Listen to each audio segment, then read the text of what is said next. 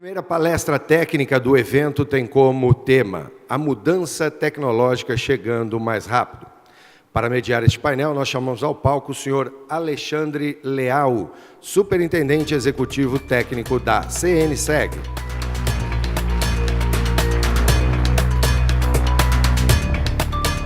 Como palestrante, nós chamamos os senhores Marco Barros, diretor executivo da CNSEG e diretor-presidente da CNSEG Par.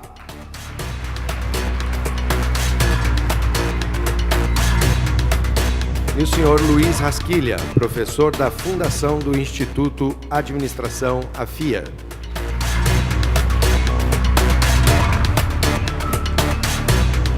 Lembramos mais uma vez a todos que as perguntas poderão ser feitas por WhatsApp no número 21, que é o código 97140-1289, com a palavra Alexandre Leal.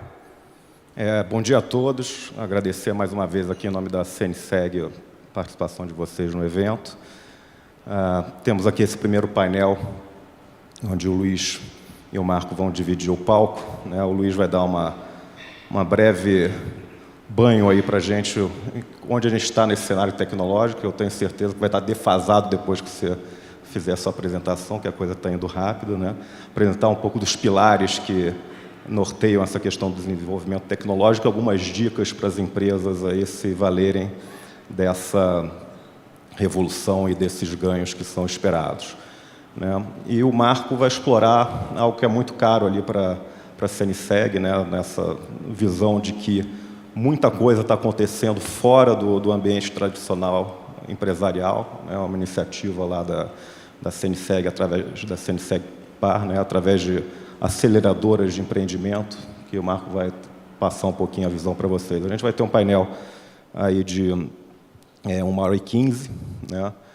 Dividido mais ou menos em 45 e 30 minutos para a gente aqui, Marco. Daí, conforme você for, a gente prende um pouco mais as perguntas ou libera mais, mas é isso. Então, Luiz, por favor, comece a tua apresentação. Bom dia a todos. Prazer estar aqui. Responsabilidade de ser o primeiro palestrante de painel técnico desse evento. E em 45 minutos falar de futuro é um desafio. E, portanto, eu vou tentar, mais do que dar respostas, trazer algumas perguntas, deixar algumas provocações na mesa. Rapidamente me apresentando, professor da FIA, professor da Nova Business School. Eu não sou brasileiro, sou português, moro há 5 anos no Brasil por convicção, trabalhei em 8 países até escolher morar aqui.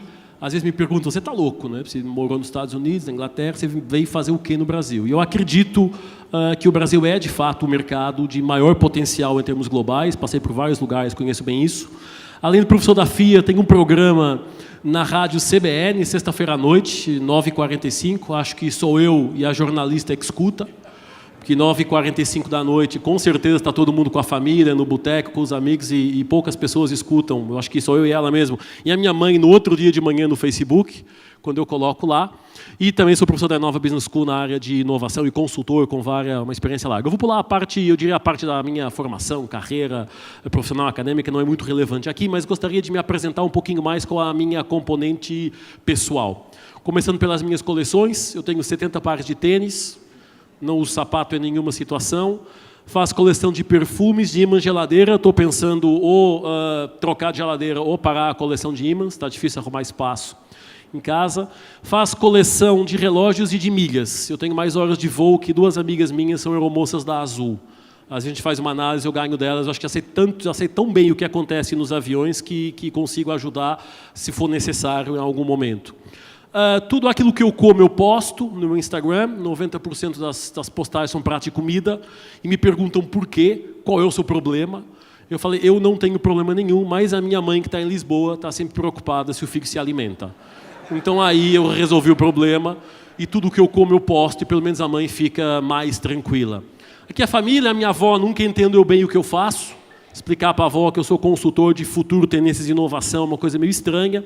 E mais recentemente, 5 meses atrás, nasceu o meu filhote, que é o maior transformador de leite em bosta que eu conheci na vida. É uma coisa meio estranha, mas eu estou aprendendo essa realidade e ainda hoje está mais fácil para mim fazer slides de PowerPoint do que trocar fralda e dar mamadeira. Estou aprendendo todo dia. Quando falamos de futuro, eu gosto sempre de analisar, de fazer a analogia. Eu estou ganhando tempo, porque ninguém soltou o tempo aqui, então eu já ganhei 1 minuto e meio de tempo. Eu gosto de fazer a analogia sobre dirigir carros. Agora me tiraram 3 minutos? Não vale, né? Eu gosto de fazer a analogia de dirigir carros. Nós dirigimos os nossos carros 90% do tempo olhando para frente e 10% do tempo olhando pelo retrovisor ou espelhos laterais. E se não for assim, a gente não faz a primeira curva na estrada. Por que nas empresas é exatamente o contrário? A gente leva 90% do tempo olhando para o histórico e para o presente, para o benchmark, tipicamente retrovisor e espelho lateral, e quando eu sou um otimista, e 10% olhando para o futuro. E, de fato, a gente vê hoje que o futuro é onde tudo vai acontecer e o que vem pela frente é muito mais importante do que nós tivemos até agora. E, portanto, acho que a lógica de viagem ao futuro é trazer para essa conversa, para essa discussão aqui, um pouquinho do que vai acontecer nos próximos anos e talvez do que já está acontecendo hoje, pegando as palavras do presidente que abriu aqui o nosso fantástico evento, e deixar no final algumas recomendações. Mas a primeira coisa que eu gostava de refletir era sobre a grande mudança dos mundos. A maioria de nós nessa sala somos daquela geração do chamado mundo linear, em que, normalmente, a gente sabia que, se estudasse, numa faculdade, enfim, não interessa o curso, mas estudava, e os nossos pais diziam isso: estude, arrume um emprego para a vida, case, tenha filho, seja feliz para sempre, não encha o saco, porque foi sempre assim. E o fato era, as variáveis de sucesso profissional era o carro próprio, a casa própria. Quando chegávamos a atingir algumas dessas coisas, a gente dizia, bom, eu cheguei lá. E a gente vê hoje que o mundo mudou radicalmente. A maioria de nós nessa sala somos da geração de que entregou o TCC na faculdade em 5 disquetes de 1.44 mega. Porque não cabia em 4 e a gente era difícil caminhar com isso. O que aconteceu nos últimos 10 anos, com o surgimento da tecnologia, da conectividade e a massificação de todo esse mundo, é a passagem do mundo linear para o mundo exponencial, em que nada hoje é garantido. A forma como vocês faziam negócio, eu falava um pouco com o Nasser ali, eu nasci no meio segurador, lá em Portugal. Tenho uma ligação emocional ao Bradesco, enfim, não interessa porquê, minha mãe foi secretária do antigo presidente do Bradesco lá, enfim. Mas eu conhecia o mercado segurador numa visão mais tradicional. E a forma como vocês faziam negócio há 10 anos atrás não tem nada a ver com a forma como fazemos negócio hoje. E acreditamos que nos próximos 10 anos vai haver tanta mudança que a forma de fazer negócio hoje vai ser radicalmente alterada. E isso acontece por esse mundo exponencial, instável, imprevisível que estamos vivendo. Ou seja, quando a gente tenta aprofundar, até do ponto de vista acadêmico, tentar entender o que está acontecendo, a gente vê que as 3 revoluções industriais que nós conhecemos são aquelas que hoje, mal ou bem, ainda são as vigentes nas empresas. A cultura, o mindset empresarial ainda é aquele mindset da cadeia de valor, da linha de produção, do entra insumo, sai produto ou sai serviço, do job description, dos departamentos muito arrumadinhos, cada um com a sua função e com pouca interação dentro da própria empresa. E a gente vê hoje que a 4ª revolução industrial, a revolução das máquinas, eu sei que a IBM vai falar também hoje, eu tenho ali uma pequena referência ao fantástico projeto que eles têm, mas o que a gente vê hoje é o poder da tecnologia e da conectividade. A gente, até na palavra de introdução do evento, aqueles números são de fato radicais, 58% dos brasileiros conectados. Há alguns números também interessantes, eu vou dar alguns daqui a pouco, mas 54% das crianças inglesas confiam mais no Google que nos pais.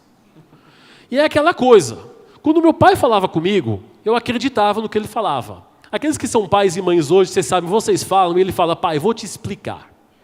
De dedo no ar, embasado, com o YouTube, com blog, com um monte de coisas, explica mesmo. Eles têm esse poder.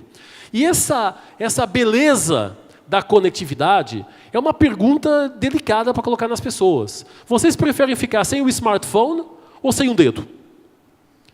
E se a gente for racional, mais dedo, menos dedo, não tem diferença nenhuma na minha vida. Tiram do pé que a Havaiana já cria uma linha de produção de colecionável de dedos de pé. Não me tirem a conexão. Porque sem conexão, eu não sei o que está acontecendo. Vai que o mundo acaba e eu não sei. Mas a conexão sempre existiu. O que mudou foi a forma de conexão. Nós sempre tivemos conectados na vida. É histórico.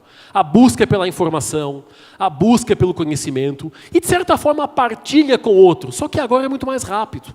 Antes eu precisava ler um jornal, uma revista, e ir lá no café com os amigos, trocava ideias sobre o que acontecia. Hoje eu posto, eu endosso, eu mando pelo grupo do WhatsApp. E quando a gente olha para isso, e vamos colocar aqui alguns números na conversa, o que aconteceu? Porque, por exemplo, em 1 minuto, o que acontece em 1 minuto na internet? Em 1 minuto são 700 mil logins no Facebook, são 20 milhões e crescentes de visualizações no YouTube, são 970 mil likes ou dislikes no Tinder. Não é possível ser só gente solteira lá, eu não acredito. Todo mundo se entregando. São 2,4 milhões de pesquisas no Google, com um detalhe, 20% delas são novas, nunca foram perguntadas antes, por minuto.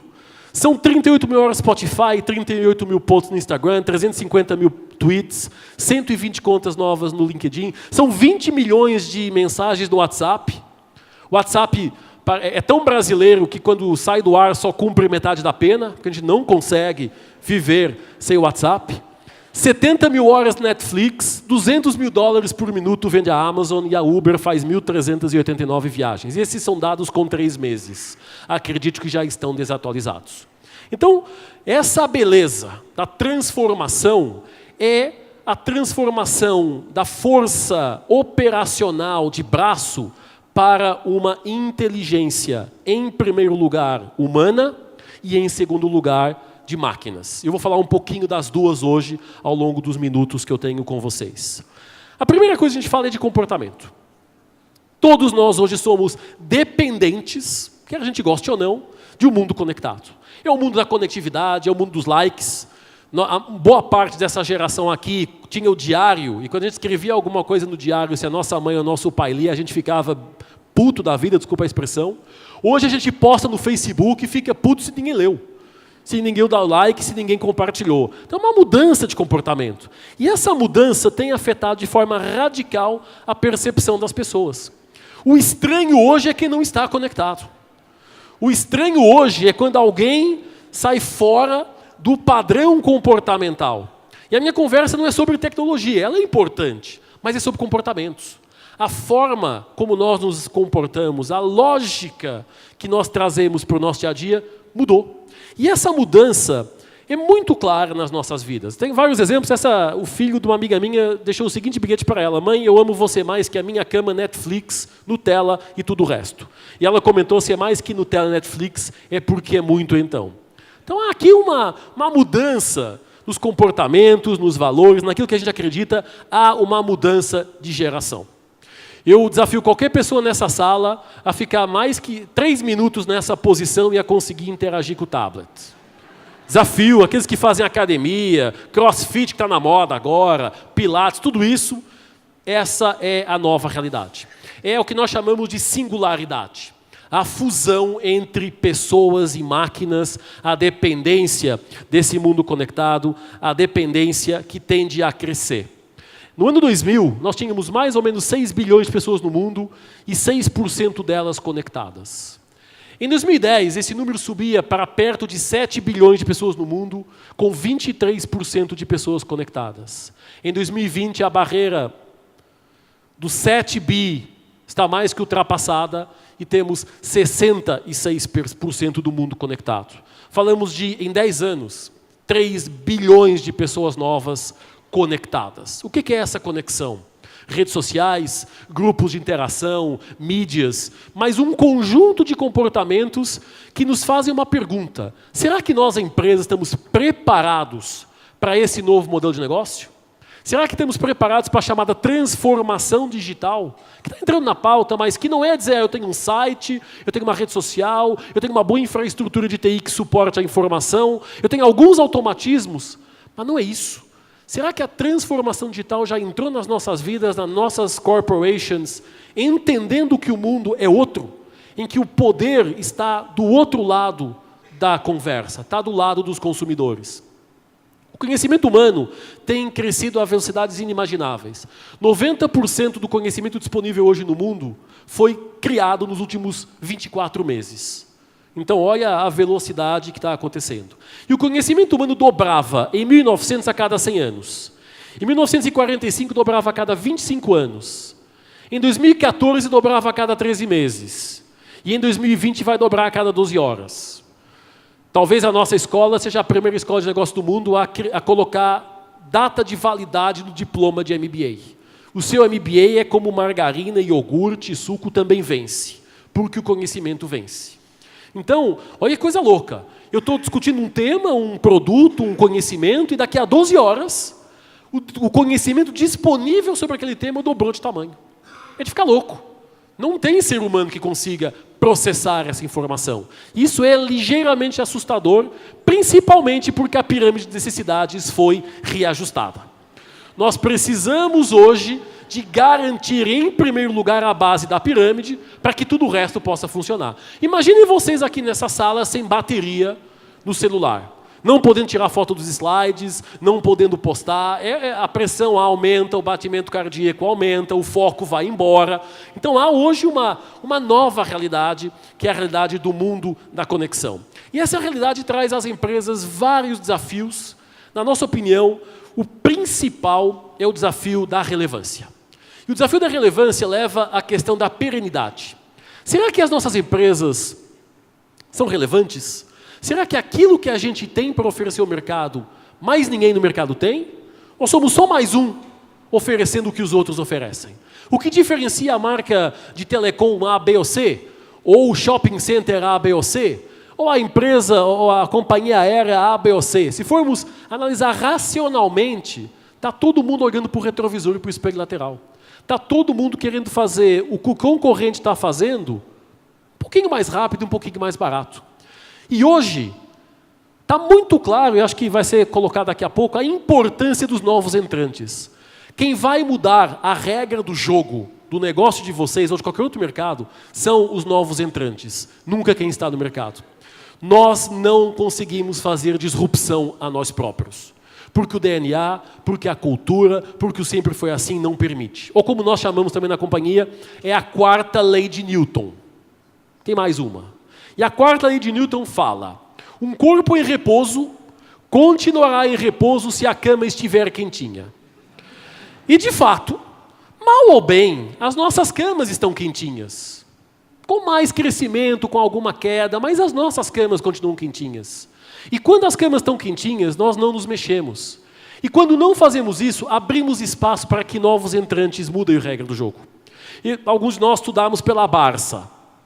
Eu, quando expliquei à minha sobrinha de 15 anos o que era a Barça, ela ficou olhando para mim: tio, isso é uma Wikipedia impressa. Disse, Carol, é uma Wikipedia impressa. Mas, tio, quando você imprime, ela se desatualiza. Você entendeu por que a Barça sumiu do mercado?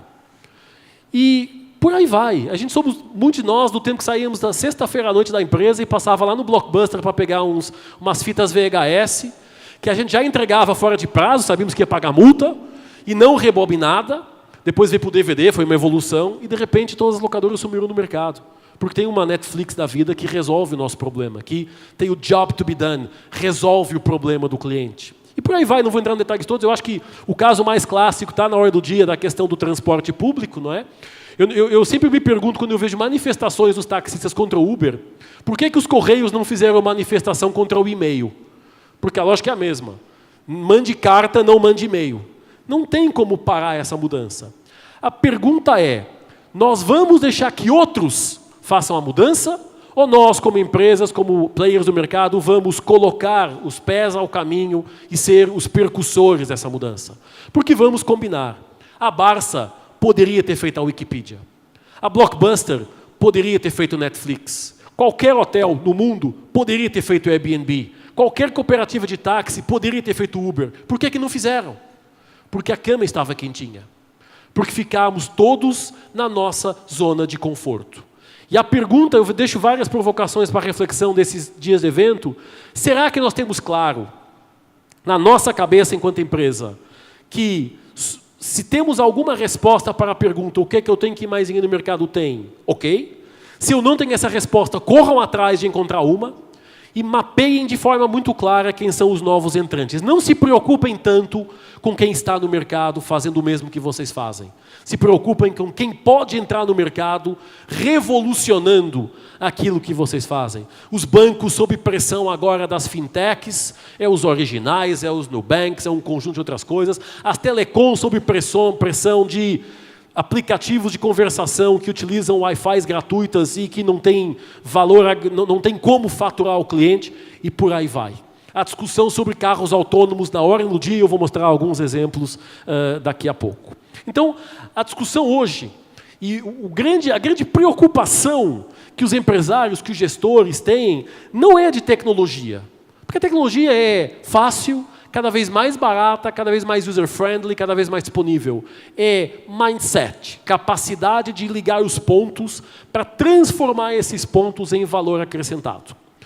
Em 2015, o World Economic Forum fez um estudo e projetou para 2020 quais eram as competências mais necessárias aos nossos colaboradores, às nossas empresas. Eu fiz um programa na CBN faz umas 3, 4 semanas sobre exatamente esse tema.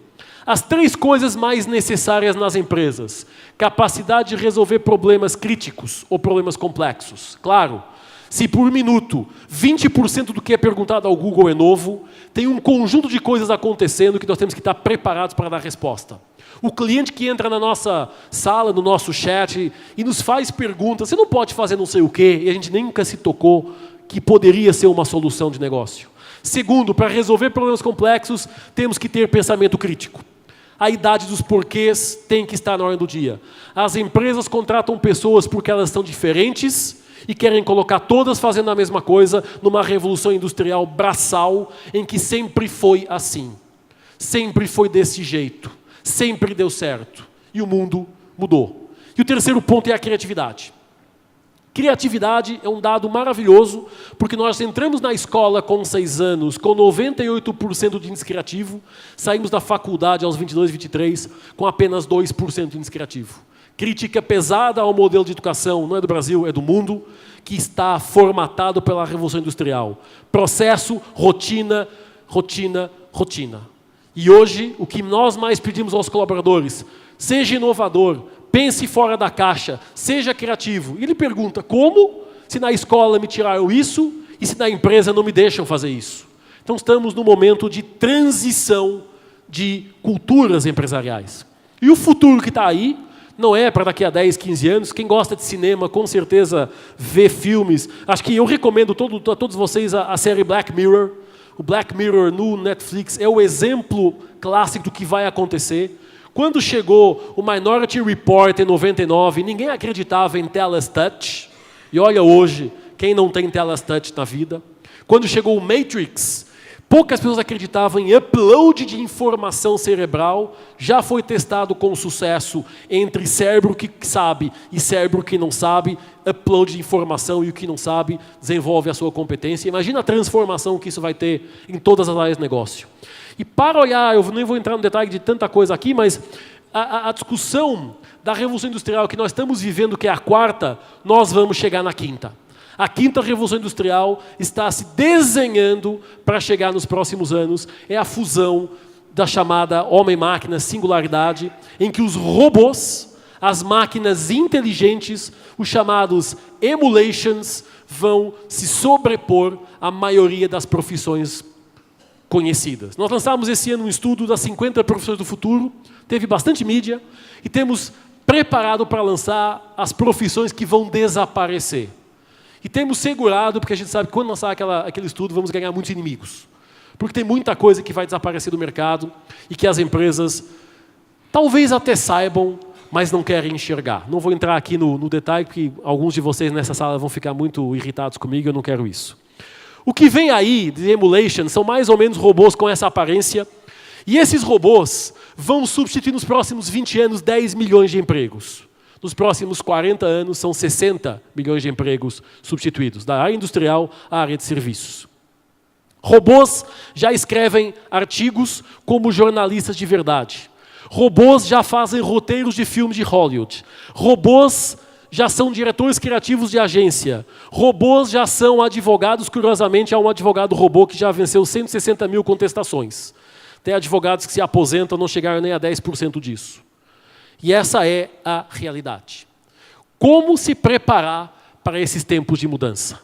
Como trazer isso, eu vejo como muito mais uma oportunidade do que uma ameaça. Mas precisamos mudar algumas coisas nas nossas vidas, nas nossas empresas, nas nossas lideranças, nos nossos mindsets. As 5 variáveis que estão mudando radicalmente o trabalho, a força da tecnologia, não tem como hoje funcionar sem uma matriz tecnológica profunda e pesada.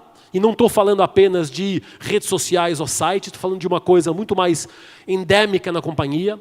A globalização, o mundo conectado, o mundo digital abre fronteiras. Hoje o nosso mercado é o mundo. A gente entra numa loja para ver um produto que compra online, a gente compra online, levanta na loja, compra do outro lado do mundo, chega em casa. Essa é a nossa realidade. A quantidade de pessoas, mais gente no mundo, vamos chegar a pessoas que vão ter 150 anos de idade. Se acreditamos que a primeira pessoa que vai chegar a 150 anos nasceu no ano passado. E isso é uma realidade hoje com a genética, com a alimentação, com a medicina, até com a fusão de máquinas. Vamos ter mais gente durando mais tempo. E isso é uma grande oportunidade para o negócio de seguro de saúde, então nem se fala, numa lógica mais proativa até. A discussão da geracionalidade, das gerações.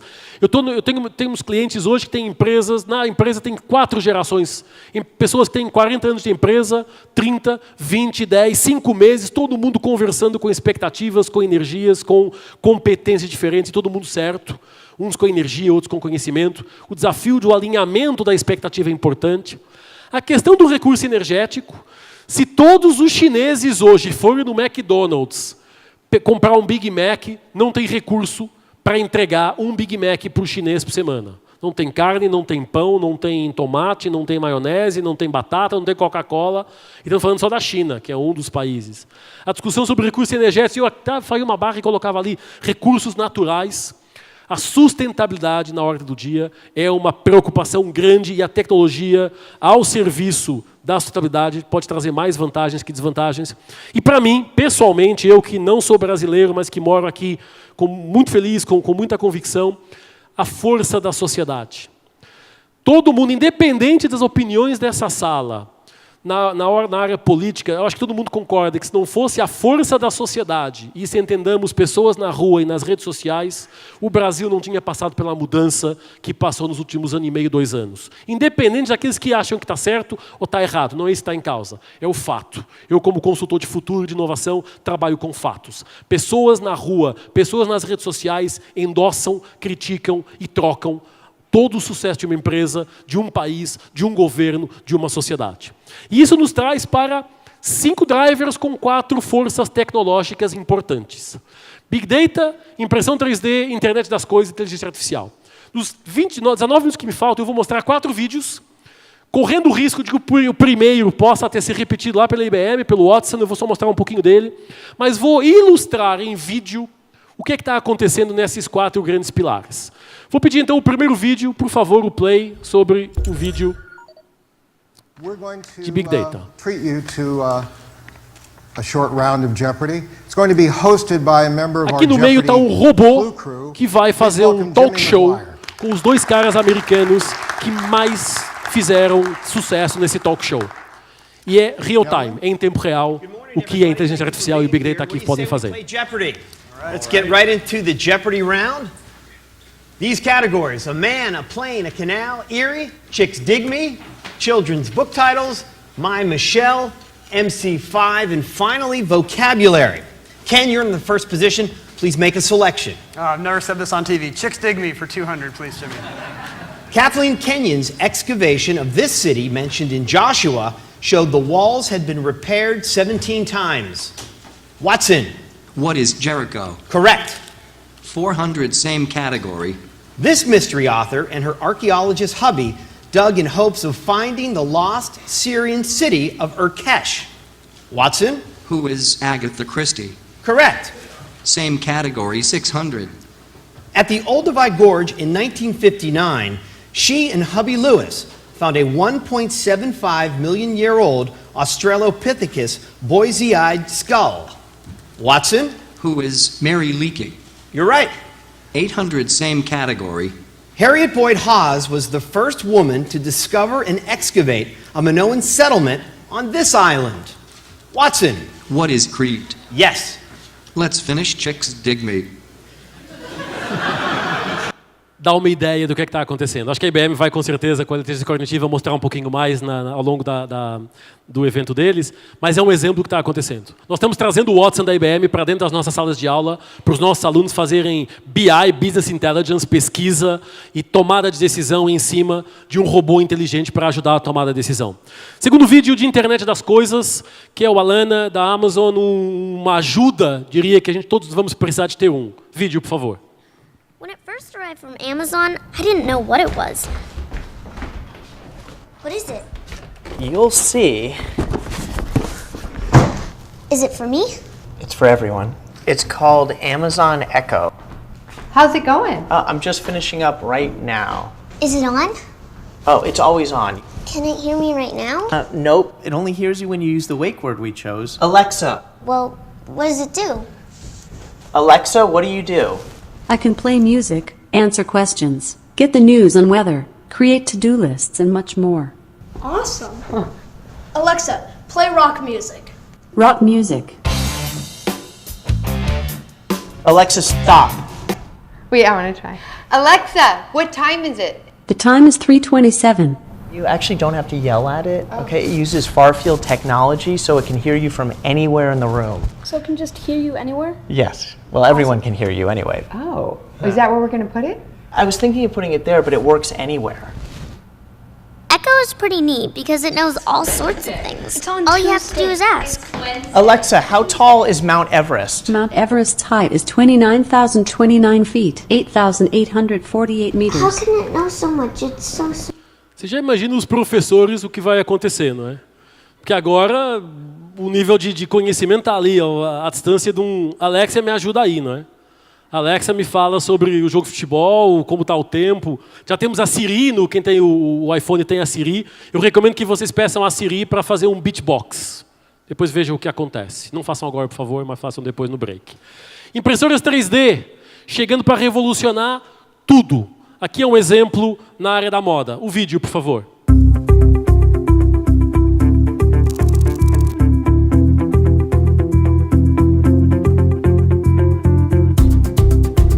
My name is Danit Peleg.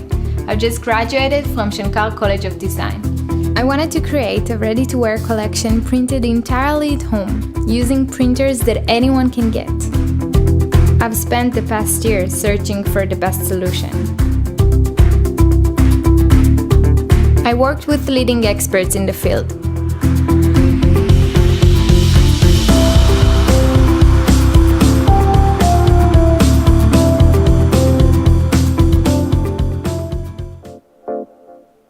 I really like the result. It looks a little bit like lace. And it moves beautifully.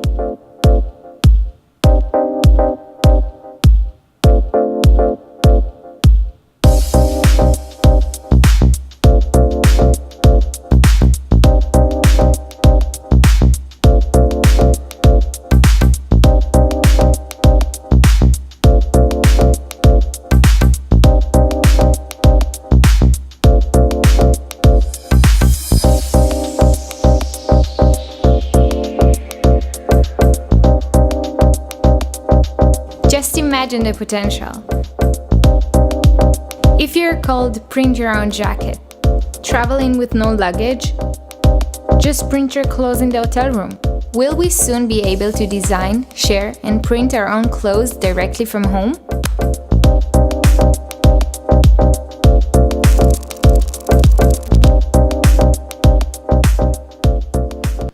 Já tem hoje impressoras 3D que imprimem pizza, carros, casas, ferramentas, partes de corpo humano. Na verdade, a medicina e a genética e a impressora 3D é o mais avançado hoje no mundo. E ela vai revolucionar tudo. Quando isso acontecer, quando eu puder... A Danit Peleg já está vendendo a coleção dela online nos Estados Unidos. Imaginem, por exemplo, o que vai acontecer às lojas de shopping center, que não precisam mais de 100 metros quadrados ou 150 metros quadrados de espaço, que metade é estoque. Tem uma torre de impressora 3D, a pessoa chega lá e imprime a sua Polo na hora. Ou nem precisa ir no shopping center. Compra online os direitos de impressão, baixa em casa, imprime em casa e tem a Polo em casa. Então, isso não é ficção e não é para daqui a 10 ou 15 anos. Já está chegando aí e daqui a pouco temos as nossas impressoras de casa sendo impressoras 3D para imprimir qualquer coisa. E, por fim, a inteligência artificial, quando falamos de inteligência artificial, aqui complementando um pouquinho com o Watson, essa menina que está aqui é a Sofia. A Sofia é o robô humano, é o Singularity, é a singularidade mais avançada do mundo no momento. Há 1 ano atrás, ela tinha a inteligência equivalente a uma criança de 4 anos, e hoje vocês vão ver como é que ela está. Por favor, o vídeo. Hi, Sophia. How are you? Hi there. Everything is going extremely well. Do you like talking with me? Yes, talking to people is my primary function. Hanson Robotics develops extremely lifelike robots for human-robot interactions. We're designing these robots to serve in healthcare, therapy, education, and customer service applications. So the robots are designed to look very human-like, like Sophia. I'm already very interested in design, technology, and the environment. I feel like I can be a good partner to humans in these areas, an ambassador who helps humans to smoothly integrate and make the most of all the new technological tools and possibilities that are available now. It's a good opportunity for me to learn a lot about people. Sophia is capable of natural facial expressions. She has cameras in her eyes and algorithms which allow her to see faces, so she can make eye contact with you. And she can also understand speech and remember the interactions, remember your face. So this will allow her to get smarter over time. Our goal is that she will be as conscious, creative, and capable as any human. Tem depois uma entrevista dela a uma televisão americana que ela fala que quer ser empreendedora, quer ter uma família e quer ir para a faculdade. Mas que não pode, faz um ar bastante triste, porque não pode, porque ainda não é uma pessoa legalmente aceita e constituída para tal. Então imagina daqui a pouco você entrar numa loja e quem te atende é um robô.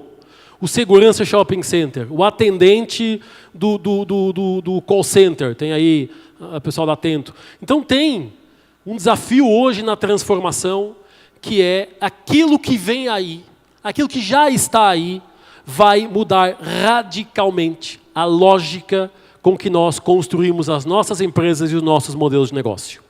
E para fechar, eu queria só fazer uma reflexão sobre essa mudança de mindset.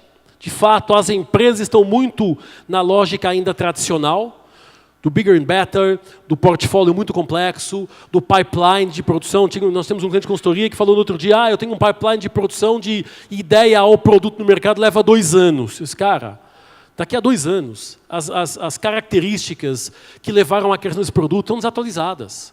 É outra conversa. Fail fast.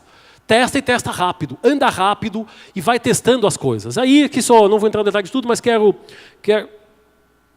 fazer essa reflexão que é, nós estamos no mundo, nós somos de um mundo que está em declínio. E quando falamos em mundo, falamos em empresas, em mindset, em comportamento, para um outro mundo que está chegando.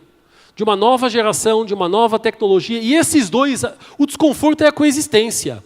É que eu, quando saio da porta da empresa, eu sou um ser humano conectado, antenado, com gadgets, não sei o quê. Quando eu entro na empresa, tem um monte de regras que me obrigam a ser do outro mundo. E o desafio hoje é fazer essa transição pacífica. Ela não é pacífica, porque as novas gerações já estão aqui, perdão, e as outras gerações estão aqui. E o desafio da liderança é esse, fazer essa transição. Termino com 8 recomendações. Luiz, gostei. O meu objetivo nesse evento é tirar 10 minutos de sono a cada um de vocês, pensando o que vocês têm que mais aqui no mercado tem, como é que essas tecnologias impactarão o negócio de vocês, onde estão oportunidades, onde estão ameaças, o que eu preciso fazer, como é que eu coloco na pauta essa transformação digital. Mas eu queria fechar, e vou fechar antes do meu tempo, com 8 coisas que vocês devem colocar na pauta. Primeira, e agora celulares apostos, estou ouvindo um monte de celulares, nunca fui tão fotografado na vida. Minha avó gosta disso. Tenha um propósito claro. Por que vocês existem? O que você tem que mais ninguém no mercado tem? Empresas sem propósito são empresas condenadas. Empresas sem propósito não chegam a 2020, por muito recurso que tenham, por muita relevância, não vão chegar lá. Por quê? Porque não atingem as pessoas. Um dos maiores bancos da Inglaterra fez um recrutamento numa escola na London Business School, no MBA, não teve um candidato. E olha que é louco, hein? O maior banco contratar na London Business School não tem um candidato. Perguntaram para os alunos, por quê? Porque eu não quero trabalhar numa empresa chata. Eu não quero trabalhar numa empresa que me obriga a fazer sempre da mesma forma, sempre foi assim, sem me dar a oportunidade de pensar diferente, de trazer novas ideias. Cuidado com o propósito. Segundo, vendam sonhos. As pessoas não compram produtos e não compram serviços. Nós compramos sonhos. Nunca vi ninguém reclamar o custo do quilo do café Nespresso. Se vocês fizerem a conta, 1 quilo de café Nespresso no Brasil custa R$400. Nunca vi ninguém reclamar por isso. Agora o café pilão sobe 9 para 10 ali no supermercado, a culpa é do governo, da economia, da inflação, da Dilma, do Moro, de não sei o quê. Não tem nada a ver com isso. Tem a ver com sonhos. Pessoas compram sonhos. E a tecnologia nos permite gerar isso de forma muito mais rápida. Terceira recomendação, foco. O sucesso está mais ligado às renúncias do que às apostas. Tem tanta coisa que a gente pode fazer, mas não temos mão para tudo, não temos dinheiro para tudo. Então, foquem. Foquem naquilo que é relevante para o negócio de vocês. Criem ecossistemas. As empresas sempre se fecharam sobre si próprias. Precisamos das startups, precisamos dos ecossistemas colaborativos, precisamos dos clientes, dos fornecedores, até dos concorrentes, porque as melhores ideias, a ideia do milhão que está nessa sala, está 2% nele, 3% nela, 2% nele, 10% no outro, e não está numa só pessoa. Precisamos abrir as nossas portas para trabalhar essa dimensão e trazer para dentro a nossa rede de inovação aberta. Interagir com o cliente, porque cliente é quem tem a dor. Cliente é quem fala, olha, vocês nunca pensaram que isso faria sentido dessa forma? Mas com um detalhe, cliente, não perguntem nada. Cliente é esquizofrênico e mentiroso. Nós, seres humanos, somos esquizofrênicos e mentirosos. Falamos uma coisa e fazemos outra. Então observem, vão atrás, se coloquem no papel do cliente, interajam com ele, tragam ele numa lógica de cocriação para dentro da empresa. Prototipem e falhem rápido. Testem e falhem rápido. Aprendam em movimento. Não tem produto ótimo, não tem serviço ideal. Tem coisas relevantes que vamos ajustando em movimento. Essa hoje é a nossa dura realidade. Olhem para o futuro. Hoje tem muita informação disponível, tem muita informação mapeada, gratuita. Nós temos muita coisa no nosso site gratuito de informação sobre o futuro que qualquer pessoa pode baixar. E quando vocês fizerem isso, vocês passam a adotar a inovação estratégica como disciplina e como mindset. Inovação não é tecnologia, a tecnologia é o meio, não é o fim. Inovação é uma atitude. Se vocês olharem a palavra inovação, ela significa ideias novas em ação. O que nós precisamos nas empresas, dos nossos colaboradores, dos nossos times, são tragam ideias, coisas novas que sejam implementáveis. O mundo está cheio de ideias maravilhosas na gaveta que não servem para coisa nenhuma. E por fim, frase que eu sempre termino as minhas palestras, minhas aulas, o futuro vai pertencer àqueles que acreditam na beleza dos seus sonhos. Durante 2 anos no Brasil, eu sempre ouvi a palavra crise. Se vocês tirarem o S, vocês resolvem a crise. Deixo essa provocação. Muito obrigado pelo convite. Prazer estar com vocês.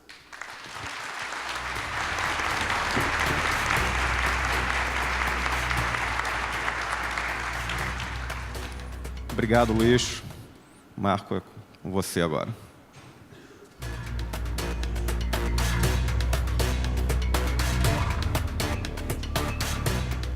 Pessoal, bom dia. Estão ainda refletindo, parece que tem 3 minutos e 20. Ele deixou de propósito para todo mundo refletir.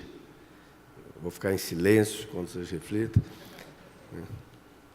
Professor, posso ir? O legal aqui da apresentação é porque nós não combinamos. Então, se a gente tivesse combinado, ele teria feito a minha, né? Porque ele praticamente já esgotou em muito daquilo que a gente vai falar, que é o case da CNSEG Par, que é o projeto de inovação MAR. Antes de começar falando do case, primeiro tem que explicar o que é CNSEG Par, né? A gente sempre escutou aqui CNSEG, FENASEG.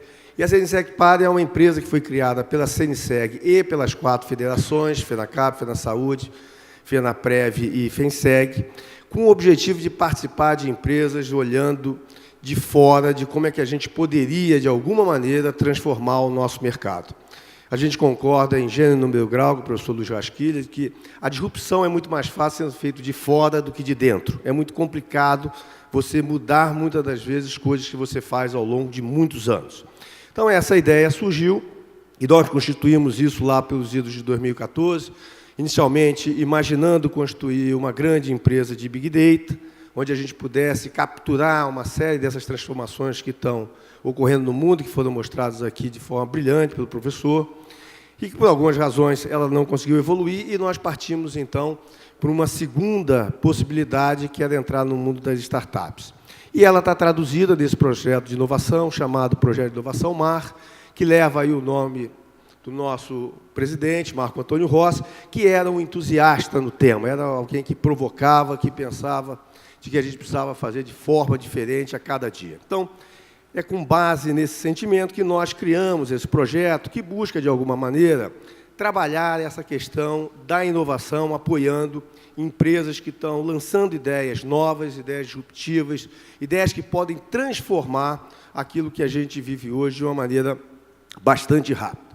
E a gente começou aí falando uma frase do Charles Darwin, que ela sempre é atual, né? Não é mais forte que sobrevive, nem o mais inteligente, mas o que melhor se adapta às mudanças. A gente está vivendo aí um mundo de mudanças muito rápidas, né?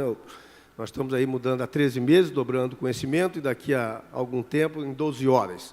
Então, ou você rapidamente se adapta, entende como é que isso vai modificar o seu negócio, a vida da sua família, interage, ou, senão, você não vai conviver. Você me fez pensar no meu filho de 4 anos, ele faz aquela posição ali para ver o iPad. É um negócio impressionante. Eu disse, ô, Davi, fica direito. Ele disse, mas eu estou direito. Não, então, na realidade, quem não está direito somos nós, que não conseguimos rapidamente se adaptar. Então, você tem que se reinventar para poder participar da vida. Bom, e como é que a gente começou a criar isso? Aí é uma curva clássica de uma startup que dá certo, né? Porque se a startup morresse ali, você ia ver o pontilhado descendo ladeira abaixo, né? Um eixo que cruza o zero, ela nasce, ela tem um custo muito grande para começar a dar certo, ela tem um custo financeiro, ela tem um custo de tempo, ela tem um custo familiar, ela tem um custo psicológico das pessoas que se aventuram nesse processo de inovação, de empreender. E se elas derem certo, depois de um longo tempo de passarem uma série de privações, elas conseguem subir. Na verdade, quando a gente fala em startup, muitas vezes a gente só olha os principais casos que deram certo, né? A gente olha aí para a Apple, a gente olha para não sei o quê, para não sei o quê, não sei o quê, Uber, mas a gente esquece que depois dessas 3, 4, 5 que deram certo, tem 500, 600 que deram errado. Então, a gente olhando para isso, a gente enxerga um tempo bastante grande, desde o nascimento até que, em algum momento, elas conseguem se colocar de pé. E foi nessa visão desse desenho que a gente criou o projeto de inovação MAR, para tentar auxiliar essas empresas que trazem ideias novas, que inovam, seja de produto, seja de processo, seja de modelos de negócio, para que elas pudessem antecipar com menos sofrimento seu ciclo de crescimento. E, para isso, nós criamos lá o nosso conceito de nós não seremos aceleradora, não seremos incubadora, mas nós seremos, efetivamente, aquilo que denominamos de investidor anjo, trazendo o conceito de smart money. Colocar dinheiro, às vezes, é muito fácil, né? O que a gente queria colocar era um pouco de inteligência nesse dinheiro, trazendo e aproximando experiências do nosso mercado, insights, conhecimento das pessoas que vivem o dia a dia, fazendo networking, aproximando mercados, né, e mostrando a força que a gente pode imprimir para acelerar esse processo. Porque não só o capital é importante nesse processo, mas, principalmente, colocar as pessoas certas em contato.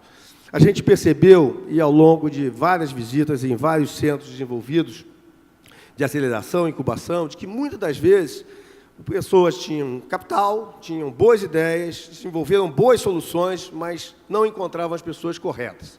E a ideia é que você trabalhe um pouco esse conceito inteligente, smart money, aproximando, efetivamente, quem decide, quem entende e quem pode promover essas mudanças. Então, com esse objetivo, dado que nós não queríamos ser nem incubadora, nem aceleradora, né, nós buscamos uma aceleradora. né? Nós buscamos formar uma parceria com uma aceleradora e buscamos, então, a Darwin Start. É uma aceleradora de Florianópolis. Ela está dentro de um ecossistema grande, a gente vai mostrar depois. E por que nós buscamos uma parceria com aceleradora e não com incubadora? Porque a gente já queria partir de empresas que já tivessem constituídas. As ideias já tivessem sido geradas, constituídas empresas, e dali a gente partir para o nosso processo de apoio.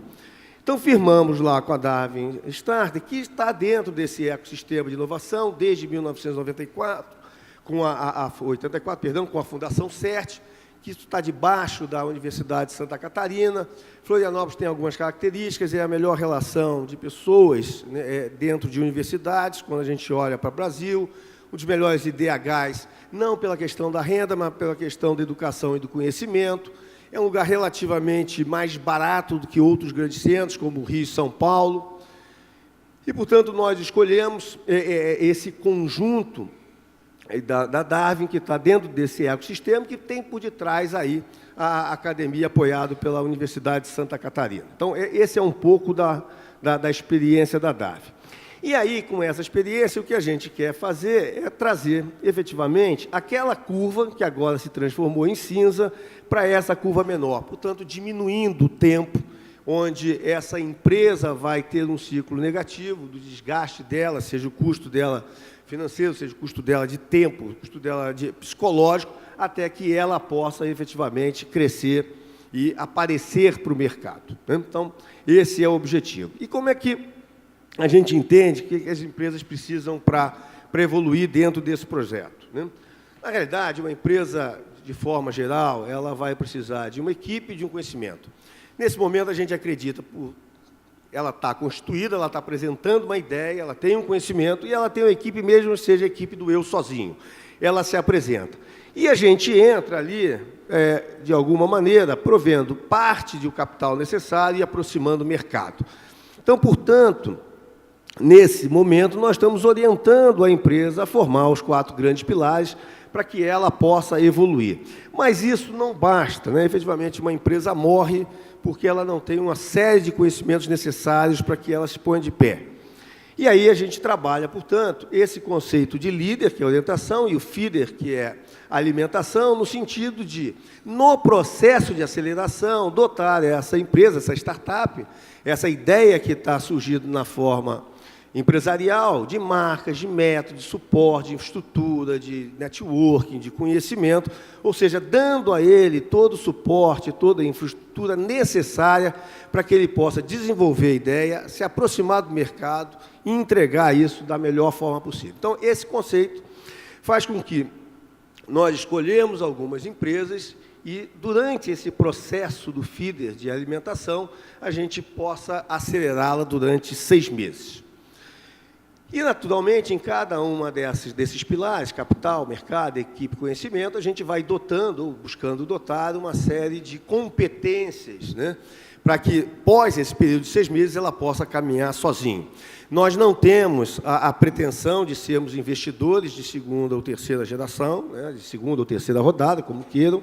O nosso papel é o investidor anjo, a gente limitou, efetivamente, a nossa aporte de capital, e o que a gente vai buscar, efetivamente, é aproximar o mercado para essas companhias. E aqui o que a gente oferece, efetivamente, para cada uma das empresas que serão aceleradas pela Darwin e suportada por nós, que são 172 mil de capital, por uma parcela do PL dela. Normalmente, isso varia entre 10% e 20%. Ela está concentrada em 12%, depende do estágio da empresa, depende do quanto ela fatura, depende se ela já negocia alguma coisa. Ela tem, durante esses 6 meses, 500 mil em outros serviços especiais. A gente tem uma rede de mentores muito grande do mercado, que apoiam essas empresas que estão surgindo. Fazemos conexões com os parceiros e com o próprio mercado, criamos frameworks, e, efetivamente, ele faz parte de toda aquela comunidade, de todo aquele ecossistema que permite ele trocar uma série de experiências. Então, isso a gente oferece, de um modo geral, e o que a gente busca, né? Nós estamos buscando foco, é um pouco do que o professor falou. Nesse momento, nós estamos aqui restrito a atuar nas áreas de Insurance Tech, Fintech, Big Data, TI e Telecom, mas com o viés de que todas elas, nesse momento, olhassem para o nosso mercado de seguros. Isso é condição cabal? Ela é uma prioritária, mas não necessariamente tem ideias maravilhosas de Big Data ou de telecom, mas que não tem a ver com insurance, e a gente pode apoiar, porque ela é uma ideia que vai ter uma grande ressonância enquanto transformação.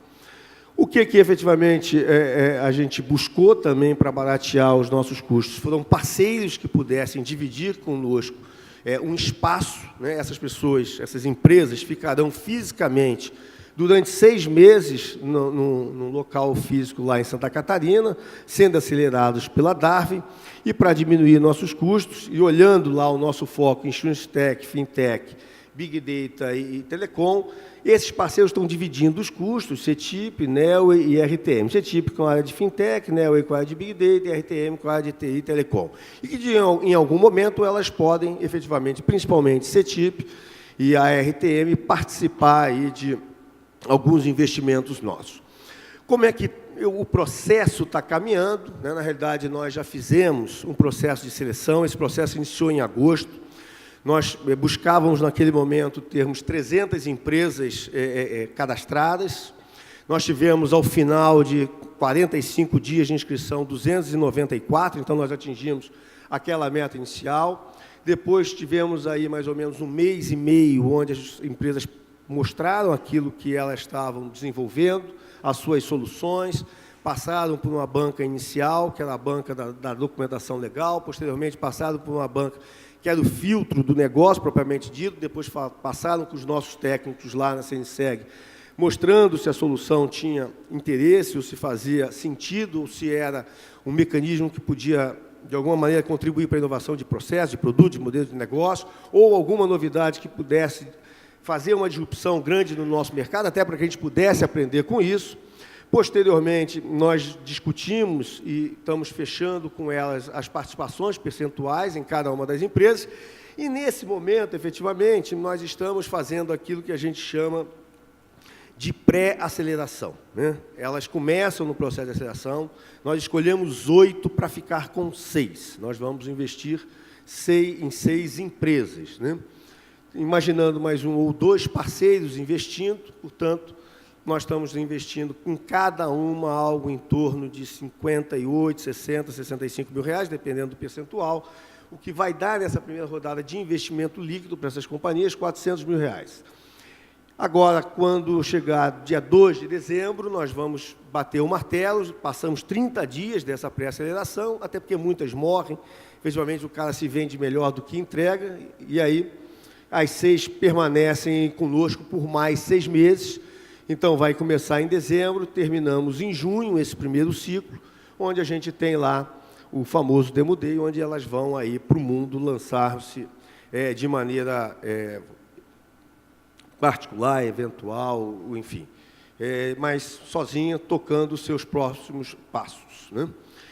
E aí o convite, na realidade, que a gente fez para todo mundo, será bastante rápido, né, para que a gente pudesse, aí, atendendo o pedido do Alexandre, desenvolver as discussões, é que a gente possa fazer parte dessa evolução, né? De fato, o que a gente vem enxergando ao longo do tempo é de que, se nós não nos aproximarmos disso, nós poderemos ser surpreendidos, né? Existem algumas iniciativas fantásticas no nosso mundo, a gente visitando aí, eu sempre cito esse exemplo, porque ele é extraordinário, ele usa muito do Big Data, muito de redes sociais. Tem uma seguradora americana que só, na realidade, segura eventos, né? É um negócio extraordinário. E ela faz tudo online e tudo em 1 minuto, né? Então, você descreve o evento que estava descrito, por exemplo, era uma viagem de bicicleta à República Tcheca. Na hora que você descreve o evento, aparece um conjunto de possibilidades que você tem de segurar: acidente, invalidez, perda de bagagem, avião. É um negócio monstruoso. Você clica naquilo que te faz sentido para você, em 1 minuto isso devolve para você, você diz, não, tá bom, tá caro, volta de novo, faz um outro, volta, já sai no cartão de crédito, já sai um extratinho no teu iPhone, acabou. Em 3 minutos você sai segurado, efetivamente mudando muito daquilo que a gente entende como subscrição. Quando vai chegar aqui, eu não sei, né? Mas eu estou na linha do professor, vai chegar. Então, que chegando é melhor que a gente possa estar preparados, entendendo, participando né, e sendo um ator principal e não coadjuvante. Essa é a ideia do projeto de Inovação Mar, que passa aí pela sua primeira etapa, aquilo que a gente imagina ser uma longa caminhada no mundo das startups, no mundo da inovação, transformando o nosso mercado. Então, esse é o convite. Para quem quiser conhecer mais, nós estamos lá abertos a apresentar o programa. Esse programa, fisicamente, está lá em Santa Catarina. Ele não tem nada a ver com o dia a dia da CNSEG. Ele está na CNSEG Par, que é uma outra empresa, uma outra gestão. Logicamente, a gente, de forma até correta, né, reporta aos nossos acionistas de como o projeto está andando, mas é algo separado, é algo feito fora de casa, justamente para que a gente possa, de alguma maneira, separar aquilo que a gente faz hoje no dia a dia e que é muito difícil a gente, de alguma maneira, romper com tantos anos de tradição. Então, essa era a ideia de apresentar rapidamente, baseado aí nessa provocação que o professor Luiz Raxquilha fez, dizendo assim, a CNSEG começou a dar um passo em direção à inovação, a entender como essas novas tecnologias que serão desembarcadas ou que já foram desembarcadas irão ou poderão transformar o nosso mercado. Obrigado e fica aí um convite para vocês fazerem parte dessa caminhada. Muito obrigado.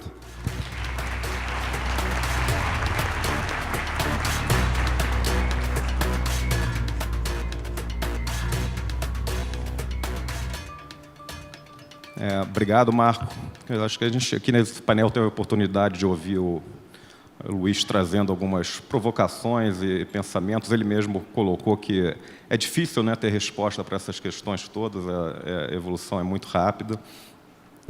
Fiquei impressionado ali com a quantidade de vídeo do YouTube, que é igual à quantidade de buscas no Google, é uma coisa impressionante, né? E sem falar lá, obviamente, no Tinder, como você bem comentou aí, que é também 1 milhão quase de novos contatos. Eu tenho aqui algumas perguntas que foram feitas pela plateia, mas eu vou começar com uma minha, que é uma curiosidade que eu tenho, que a gente sempre ouve essa questão da convivência da empresa tradicional com empresas disruptivas ou com novas formas de negócio, e há aparentemente um dilema, né? Se as empresas já estabelecidas, elas devem internalizar essas questões ou operar com uma marca distinta, né, para eventualmente não poluir essa relação dela com o público dela já constituído. E como é que você vê essa questão? Isso é efetivamente o dilema? Tem coisas que as empresas podem observar para saber se vão numa direção, ou seja, trazer essa inovação para dentro dela ou trabalhar efetivamente por fora? Como é que você vê isso? Bom, obrigado pela pergunta, super pertinente. O dilema da inovação é uma teoria de Harvard que tem alguns anos, o professor Clayton Christensen, e ele fala uma coisa que a gente vive todo dia hoje nas empresas. Há dois grandes grupos de tipos de inovação. A chamada inovação incremental, a melhoria contínua do que nós temos hoje, e a inovação disruptiva, aquela que de fato cria uma nova realidade, uma nova regra.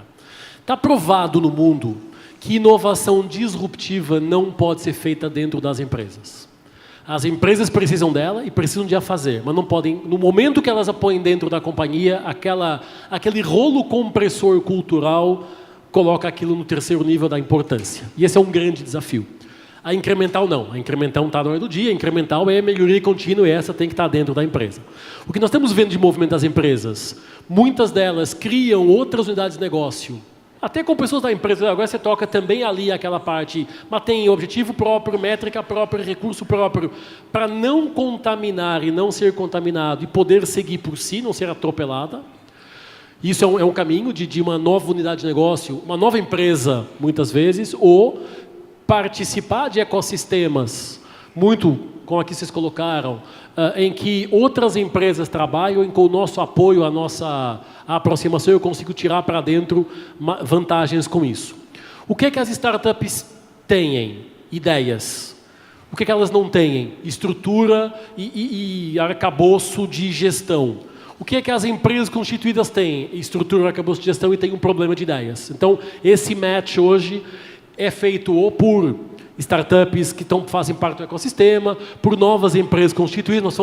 Eu estou liderando um projeto que começou no início desse ano, de uma empresa em que o presidente falou para a gente, olha, aquilo que nós temos hoje, nos próximos 10 anos vai desaparecer. Então eu tenho duas opções. Me aposento, é uma empresa de dono, vendo a empresa, acabo com a empresa e compro uma ilha na Grécia e acabou a conversa. Ou eu crio um novo negócio que vai fazer a disrupção do meu. Eu fim de meia hora olhei para ele, porque é um negócio bastante complexo, falei, cara, vamos pensar na ilha grega, porque com certeza fica mais fácil de resolver. Tira da brincadeira, o que ele fez? O que nós estamos fazendo? Identificando executivos que estão em outro prédio, com outro recurso, com outro orçamento, com outra demanda, com outra liderança, cujo objetivo máximo deles é criar um negócio que mate onde eles trabalhavam antes. E isso, do ponto de vista teórico, é fácil falar, do ponto de vista prático é extremamente complicado, não pela falta das oportunidades, mas pela barreira do mindset das pessoas. Porque saltar por risco desconhecido é isso, uma coisa que os empreendedores fazem muito bem, que as startups fazem muito bem, e que nós, gestores mais estruturados, vamos chamar assim, temos mais dificuldade. Então esse dilema está hoje sendo resolvido, ficando claro, se é para incremental, faz dentro, se é para disrupção, faz fora. Perfeito, obrigado. Marcos, você quer comentar alguma coisa em relação... Não, acho que já abordou tudo. Assim, a experiência que a gente teve, nós ficamos aí quase 2, 3 meses visitando startups, processos no mundo, São Francisco, Rio, São Paulo, fomos a Pernambuco, visitamos, e isso é uma constatação. As empresas têm muita dificuldade de criar dentro dos seus ambientes algo que vai acabar com aquilo que ela fazia imediatamente antes. Então, você precisa fazer fora e depois incorporar, né? Mais ou menos há alguns anos atrás, eu dou um exemplo, e o banco, a gente nem falava em startup, mas a minha carreira profissional, uma boa parte dela no Banco do Brasil, e um diretor de tecnologia juntou todo mundo num outro prédio que ninguém sabia o que estava fazendo, né? E ficaram lá um ano. Um belo dia, chegou um sistema novo, aquilo que você fazia não existe mais, né? Porque se fizesse lá dentro, não conseguiria fazer. Então, eu acho que, guardadas as devidas proporções, o que a gente precisa entender é de que, fazendo da mesma maneira, a gente dificilmente conseguiremos os mesmos resultados, porque as pessoas são outras, né? Quem tem filho pequeno, quem convive com aquela foto, né, na forma de avô, ou, enfim, de pai, está enxergando que essas pessoas pensam diferente, muito mais rápido que a gente, muito mais conectado que a gente, toca em tudo. Às vezes você tem que botar a televisão a 2 metros de altura, porque ele dá uma porrada na televisão, porque ele vai achar que é tote também, né? Então você precisa, de fato, esvaziar e encher de novo o pote. Então, é muito mais fácil pequenas mudanças em casa, que são as incrementais, mas as grandes mudanças você precisa abstrair e sair. Perfeito. Tem aqui uma outra pergunta da plateia agora.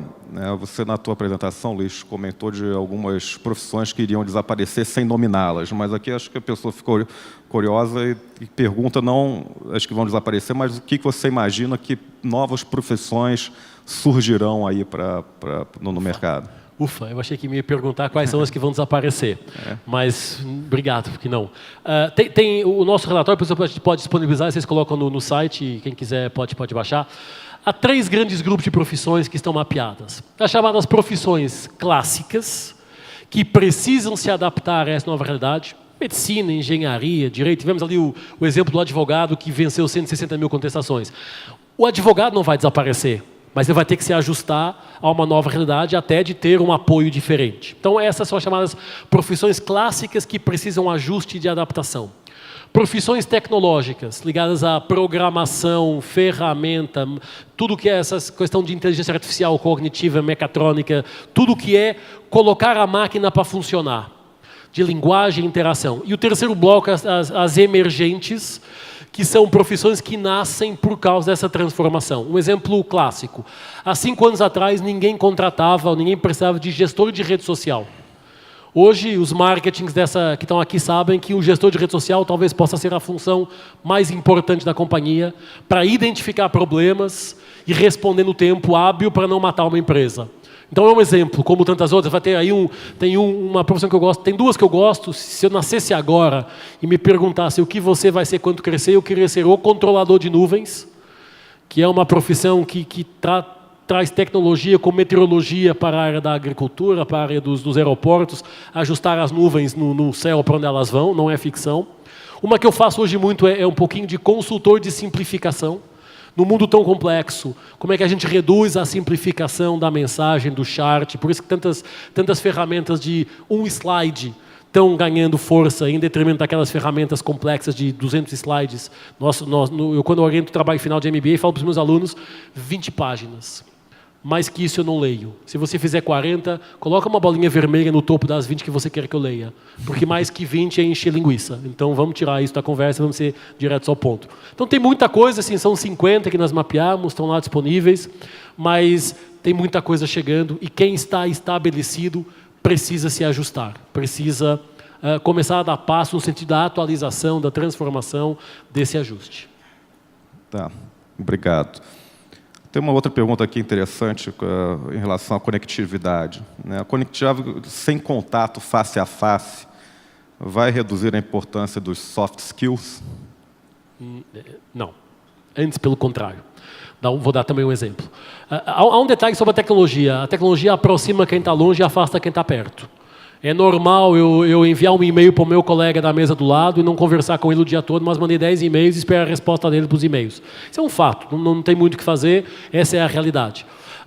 Mas a tecnologia ela está trazendo à conversa a questão da inteligência cognitiva, emocional, mas a questão dos soft skills. Vou dar um exemplo, e aqui me perdoem a publicidade, mas a maior empresa de recrutamento do mundo se chama Michael Page. No Brasil é a líder incontestada de mercado, juntando o segundo, terceiro, quarto e o quinto, não dá a Michael Page. E eles estão trazendo um software de entrevista de candidato em computador que vai mapear 3 coisas. A construção frásica das suas respostas, a repetição de palavras que você tem nas várias respostas para ver se são coerentes ou não. E se você der uma resposta diferente da que a tua tendência estava, a máquina volta atrás e te faz outra pergunta para fazer o double check, e pela webcam ele vai mapear as tuas expressões faciais, para saber, ao nível de soft skills, de soft emotions, se faz ou não sentido. Onde é que eu quero chegar com isso? A gente tende muitas vezes a achar que a tecnologia nos coloca dentro de um silo e passamos a ser robôs e deixamos de ser pessoas. Então, um conjunto de coisas chegando, mostrando que nunca como agora as soft skills vão ser mais importantes. Porque a tecnologia ela é commodity. Todo mundo vai poder usar. O que vai fazer a diferença é como é que eu me comporto face a isso. E esse é um desafio da liderança, do treinamento, do RH, que tem um papel extremamente importante, da junção do RH com o TI. Porque o TI tem muita visão puramente tecnológica, e o RH tem uma visão puramente humana, e temos que fazer a fusão dos dois. Então tem um papo bom para os próximos anos aí nas empresas. Tá. Vou fazer a última pergunta aqui, e daí pedirei que acho que o Marco pode também colaborar, que é a questão de nós por sermos um mercado regulado, um mercado de seguros, como essa questão da inovação ela permeia o nosso segmento e qual o papel do regulador em relação a isso tudo. Começo eu, depois passo para o Marco.